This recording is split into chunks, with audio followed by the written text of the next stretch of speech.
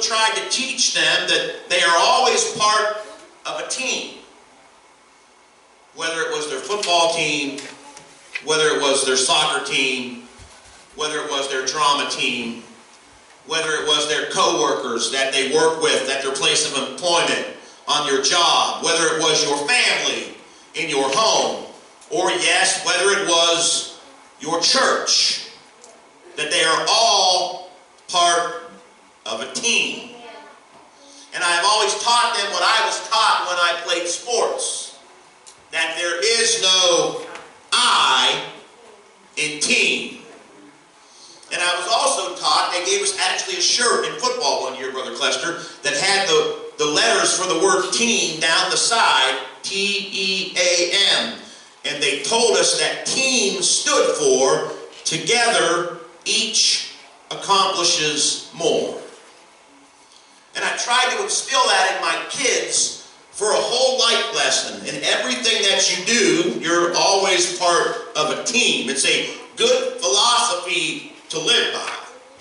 It's a good philosophy to have. It's a good mindset to have. Number one, to want to help other people, to always want to help someone that is maybe a little bit less fortunate, and to understand that you are always part of something else. You're always part of a team.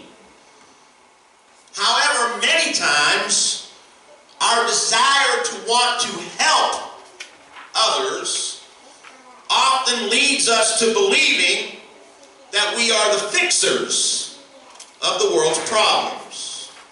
This is where it gets a little bit personal. Sometimes, because we have such a strong desire to help, we think that it is our responsibility to fix all the world's problems. Trust me when I tell you this morning, there is a very distinct difference between trying to help someone and trying to fix everything. I either confused you or at the very least have your attention. Because there's a difference between helping and fixing. And here's the way that I want to say it, and it might not be the exact best words, but helping is based on an inequality, which means it's not a relationship of two things that are equal. When you help someone, you use your own strength or your own ability to help someone of lesser ability. Or somebody that doesn't have what you have, you try to help them. When you want to fix something, you deem it as broken. You ever heard that old saying, if it ain't broke, don't fix it?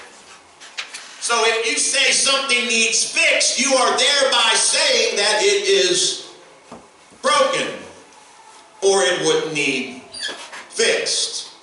So we take our desire to want to help someone and we turn it into trying to fix everything, because if we're honest about it, and here's where I thought I should use a different word, and then I thought maybe no, I'll use that word. Fixing is based on judgment.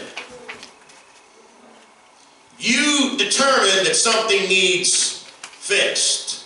So you have thereby made a judgment on said person or said thing that you feel needs fixed. And sometimes we go from helping to fixing.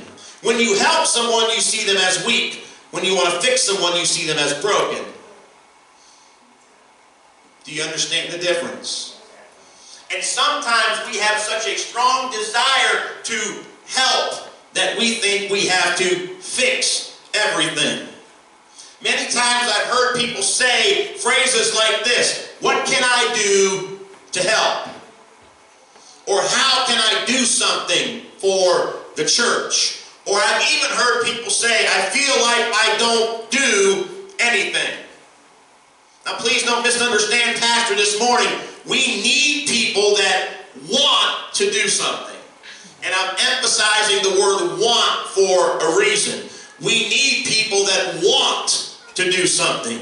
Not someone that has to be begged, not someone that has to be forced, not someone that has to be pleaded with, but someone that truly has what the Bible heart.